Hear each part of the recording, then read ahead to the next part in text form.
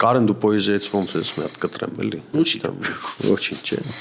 Գիտես հայ Արցախն ու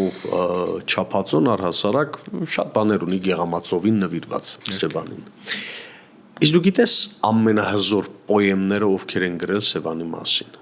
Ովքեր ադրբեջանցիք 60-ականներին։ 60-ականների ադրբեջանական գրականություն կոչեցյալը նվիրված է եղել Սևանին։ Գովք, ցանկություն, որ մենք քեզ միանալու ենք, փառվելու ենք եւ այլն։ Այդ մարդիկ խնդիր են դրել դեռ Հայաստանի ջրազրկումը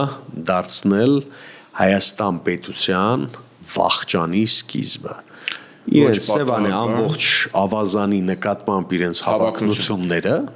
դեռ անցած դարի 60-ականներից են արտահայտվել։ Բայց հիմա հարմարսա մեր զրույցից ընդամենը ինչքան մի շաբաթ մոտավորապես, հեսա կամ 5 օր կամ տենց։ Թուրքիան ամենաբարձր մակարդակով Էրդողանի անդրադառնում է, որ ապագան պայքարն է ջրային ռեսուրսների համար եւ այլն եւ այլն։ Այսինքն, եթե սա իր մեջ փոխկապակցություն չունի այդ հավակնությունների եւ եթե մենք դա չենք նկատում, խնդիրը մենք ենք ճակերտավոր, որ չենք նկատում, թե խնդիրը նա է, որ ինչ որ մեկին սպասարկելու եւ նրա ցանկությունները այսպես վարքյանական կյանքի կոչելու մոլուցքը բերելու է հասցնելու է նորից եմ կրկնում այդ process-ի անվերջ լինելու։